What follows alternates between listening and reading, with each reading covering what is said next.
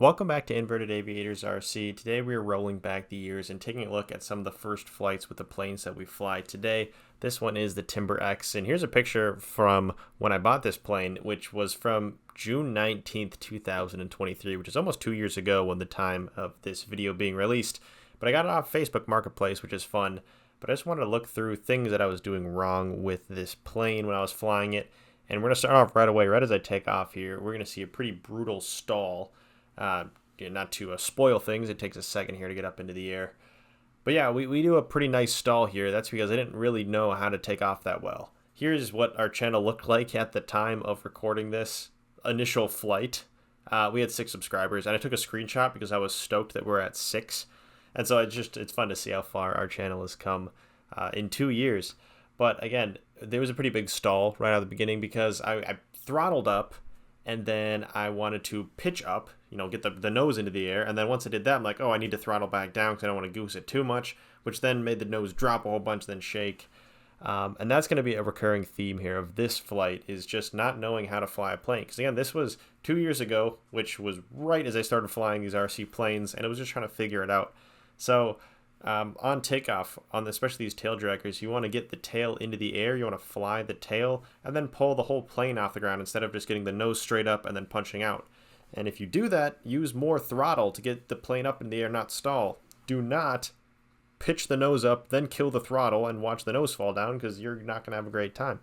But that's what I did, and I did that a couple more times during this flight, and I still kind of do it to this day, is just punching up hard and letting the plane handle itself, mostly because these planes are so overpowered that you can get away with it, but that's not the greatest way to fly, or at least it's not the most confident way to fly.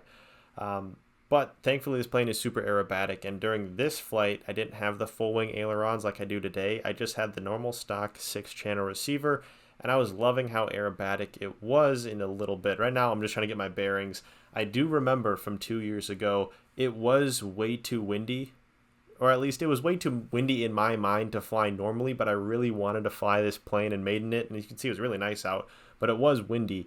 And so taking a not confident pilot on a windier day than what I would have wanted, and not having good skills when it comes to landing or really maneuvering, it made it for a fun couple packs here. But just keeping it completely level, keeping it flat, keeping it easy was my motto here. And I think one of the most fun parts of this flight, and I got the next couple ones as well, is my attempt at landing. And you can see I've got a wide open soccer field. There's nothing in the way. I've got to clear a fence on one end and there's a little hill on the other, but I've got a full 100 meters of just straight grass. And this is a STOL plane, so I really should have no issues landing in this space. But as you can see here, my mentality was, when the plane is on the ground, the throttle is at 0. So in order to get the plane from the air to the ground, I'm going to need to bring my throttle down to 0.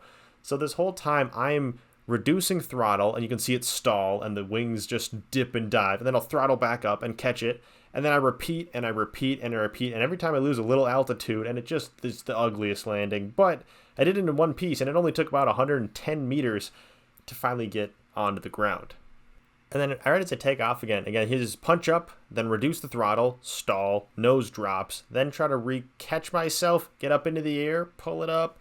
Just not having a whole lot of luck getting this thing confidently and smoothly into the air. But thankfully its control surfaces are so large that it can handle my really bad flying, and I'm back up again into the air.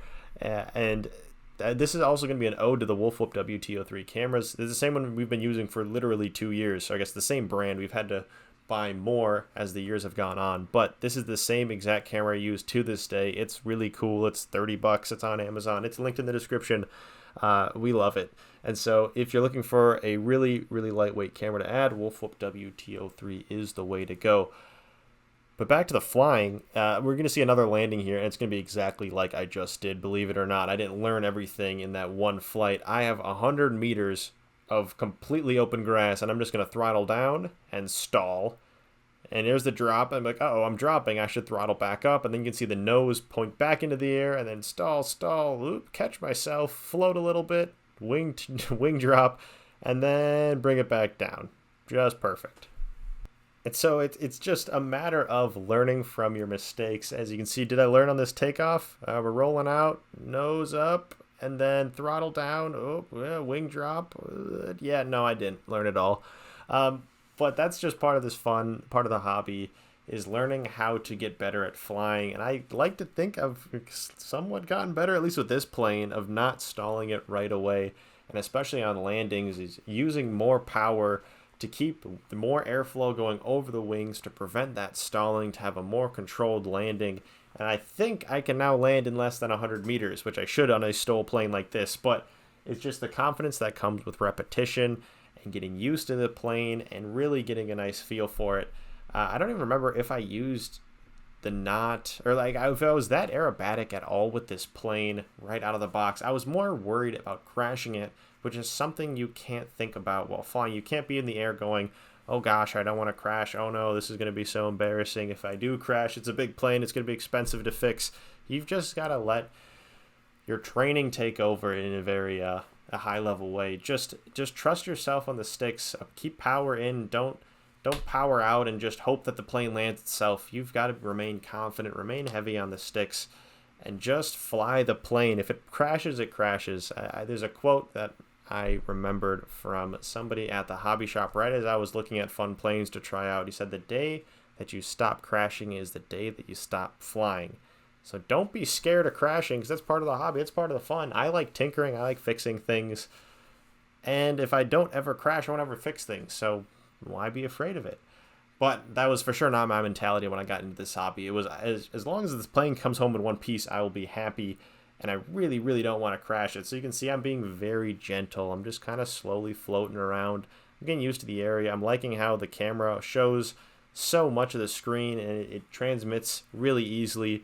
And again, if you want to do this to your own planes, we've got a whole tutorial series on how to add a camera to your plane, the different goggles you can choose from, how to set up your transmitter, and there's even head tracking you can add in a pretty cool and easy way. So if you want to do this yourself, feel free to check that stuff out. It'll be linked in the description as well as on screen. But yeah, this Timber X is super fun. I really like it because it matches the flight characteristics of the Evo, and I'll put an asterisk by that. They're both very different planes, but they have things that I like in both, and that being flaps, big wheels for landing, and being very aerobatic. As I get into the bigger planes, you've got to really be more careful on like the sharper turns, because for like the Evo, I can turn really quick and sharp. And with these bigger planes, if I do the exact same maneuver, I'll lose a lot of altitude because it just doesn't care or doesn't fly the same. But I found that the Timber X does handle itself in ways that I like it to, which is probably not what most people want to fly. Or if you want to fly like a pattern plane, the Timber X would work. But it matches what I like about flying the most in a larger plane, which is just gives me more confidence to fly. So that's just my 2 cents on the Timber X. But again, trying to land it and it's just stalling and dropping the wing, and then I need more throttle, so I'll punch up, and then you can see kind of bounce and bounce and bounce, and it just keeps it off the ground and bring it in, and I do eventually. But it's just learning to land is something that will never elude me, because I've struggled for a long time in landing, but that's something I've got to learn. But we're just going to turn around and get right back into the air, because this plane is pretty fun. You do get a couple minutes out of each battery, I think 4 to 5 if you're really being light on it like I was here. But just driving around, keeping that back elevator, that's something I did really well even right off the get-go, is keeping that back elevator applied while you're just rolling around in the grass so you don't accidentally nose over and bite the propeller into the ground. But because it was so windy, I did want to take off and land into the wind, increase the airflow over the wings, make things a little bit easier. At least I hoped it would. So as we get going again, we got the tail up. Do I do any better on this takeoff? Yeah, I think so. I think I kept things a little more level, keep more power into the plane. But it's still just so fun to look back at these old flights and old videos. And it looks very similar today on how we make our videos, but it's just the flying is so different. Just the more confidence that comes with time. So if you're just getting into the hobby and you're like, man, I wish I could fly better. I've seen other people fly so smoothly. Believe me, we're all at one point very, very bad at flying. Or at least I haven't come very far, but I have more fun with it. So don't get discouraged at the immediate outcomes from your flights. Just stick with it. It's super fun.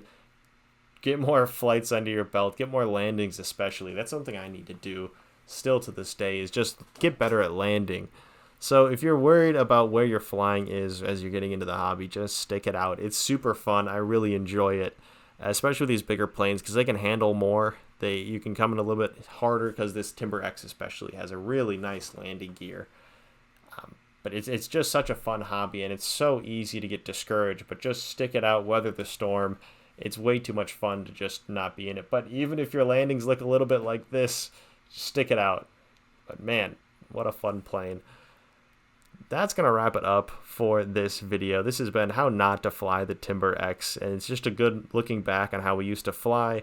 Thank you so much for watching. Thank you to our members. You guys are the reason we're able to do these fun projects, and we hope that you stay with us like we stayed with this hobby for over 2 years. We really enjoy all your constant support. Let us know if there are other planes, other projects, other things you want us to work on, because we love it.